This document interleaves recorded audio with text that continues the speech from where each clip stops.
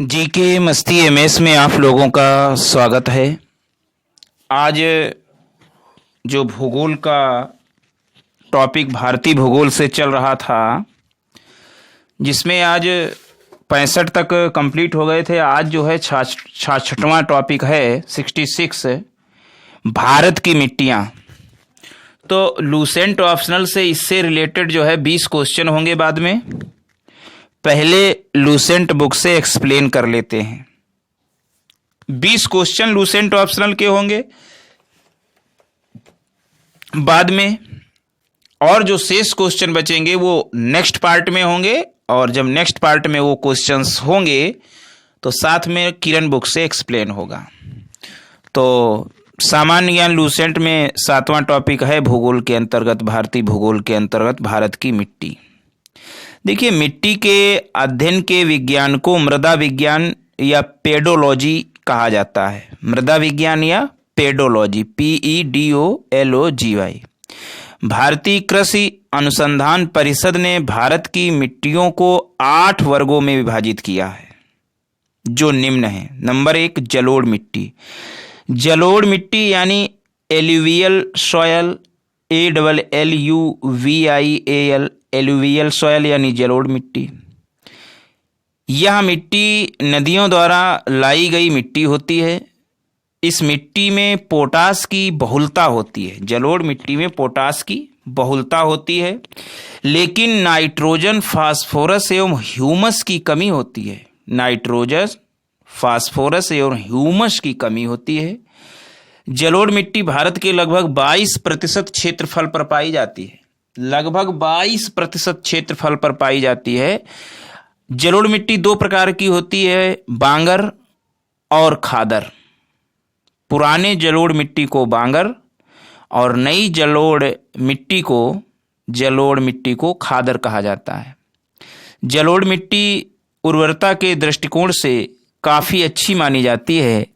इसमें धान, गेहूं, मक्का, तिलहन, दलहन, आलू आदि फसलें उगाई जाती हैं। तो ये तो पहली मिट्टी हुई। दूसरी मिट्टी है काली मिट्टी, जिसे ब्लैक सॉयल कहते हैं। देखिए, ब्लैक मिट्टी का निर्माण जो है बेसाल्ट चट्टानों के टूटने फूटने से होता है। बेसाल्ट चट्टानों के टूटने फूटने से होता है। इसमें आयरन, चूना, एल्युमिनियम और मैग्नीशियम की बहुलता होती है। आयरन, चूना, एल्युमिनियम, मैग्नीशियम की बहुलता होती है। काली मिट्टी का काला रंग टिटेनीफेरस, मैग्नेटाइट एवं जीवाश्म की उपस्थिति के कारण होता है। टिटेनीफेरस, मैग्नेटाइट एवं जीवाश्म की उपस्थिति के कारण होता है। काली मिट्टी को रेगुर मिट्टी के नाम से भी जाना जाता है। काली मिट्टी को रेगुर मिट्टी के नाम से भी जाना जाता है।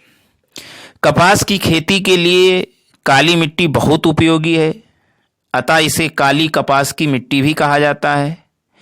अन्य फसलों में जैसे गेहूं, ज्वार, बाजरा आदि को उगाया जाता है।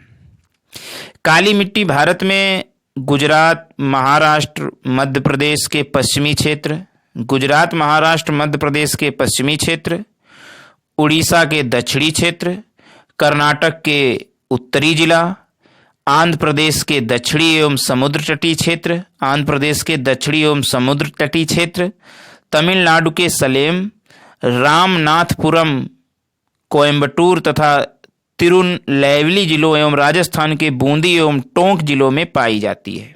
ये तो काली मिट्टी हुई। तीसरी मिट्टी है लाल मिट्टी यानी रेड सॉयल।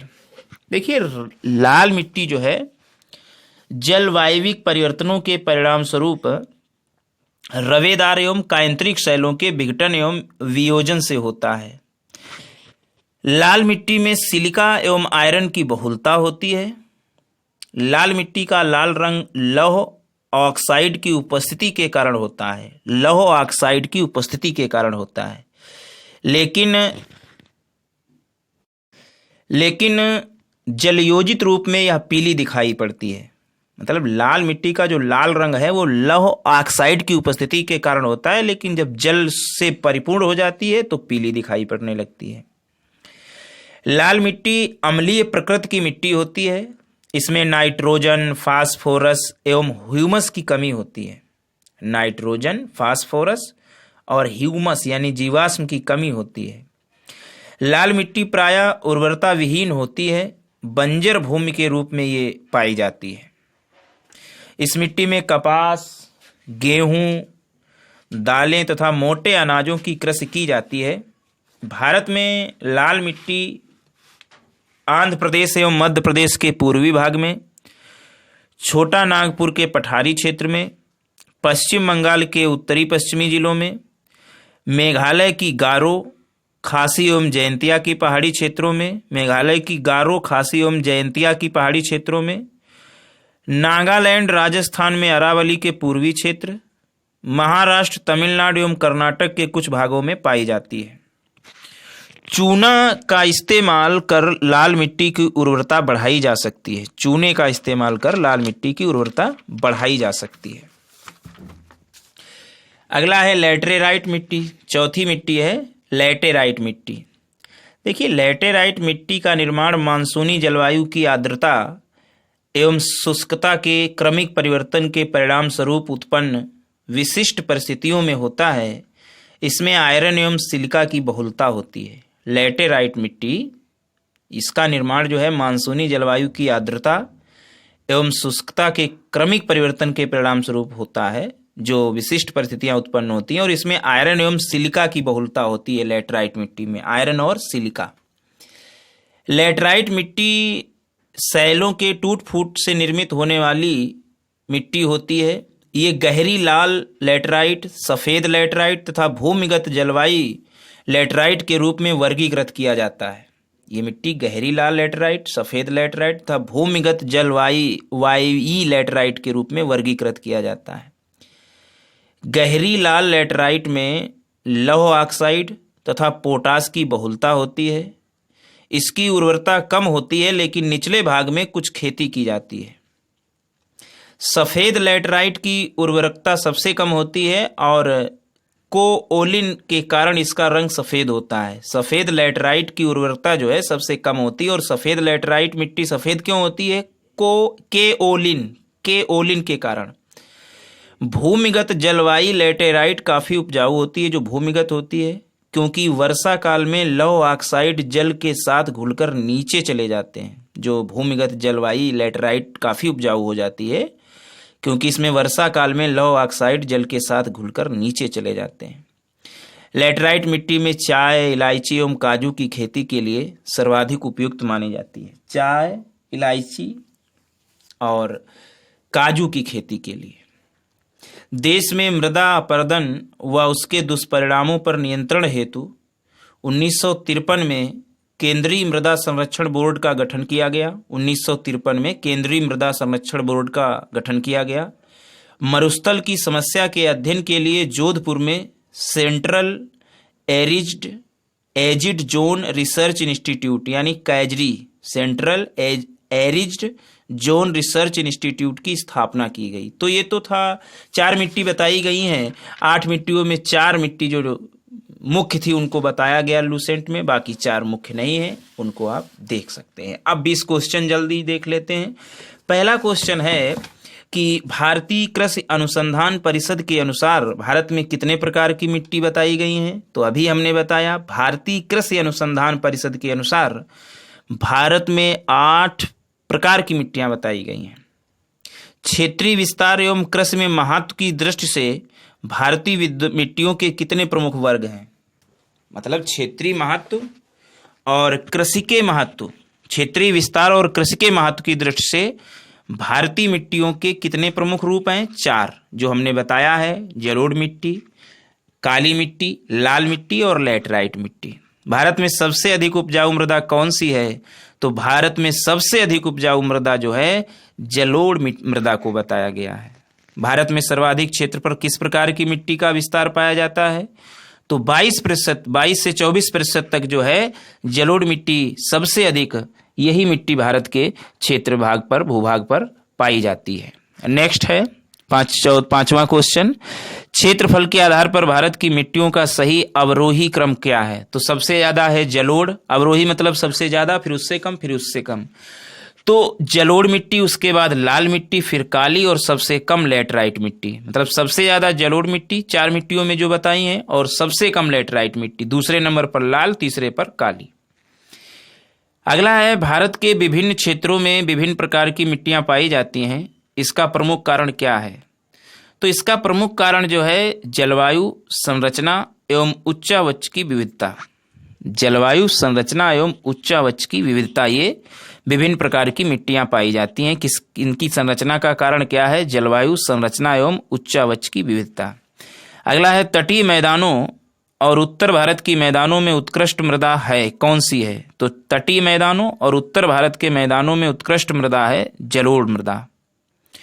अगला है, नवीन जलोढ़ मिट्टी को अन्य किस नाम से जाना जाता है? तो नवीन जलोढ़ मिट्टी को खादर के नाम से जाना जाता है।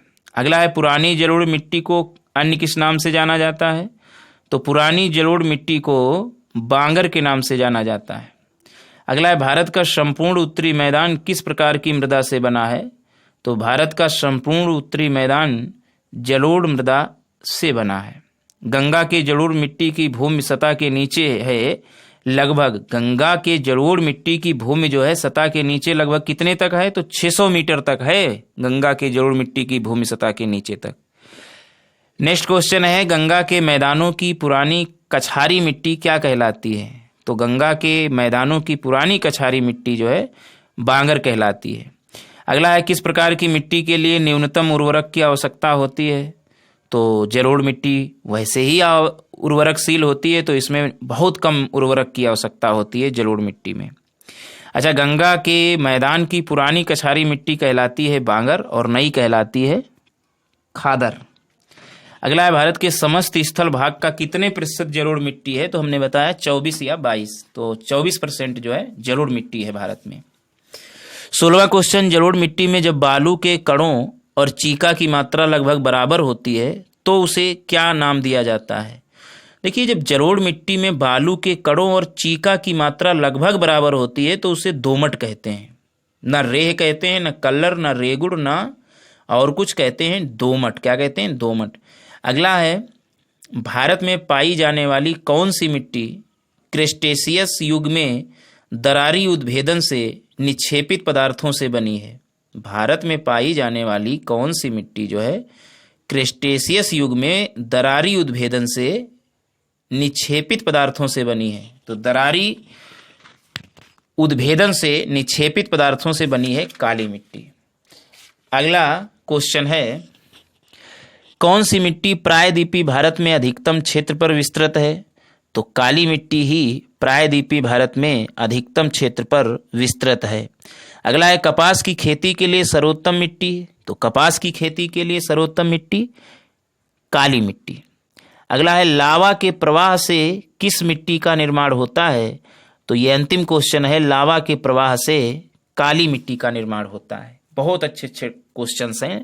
लावा के प्रवाह से काली मिट्टी का निर्माण। शेष क्वेश्चन नेक्स्ट पार्ट में और किरण बुक से एक्सप्लेन। Thanks for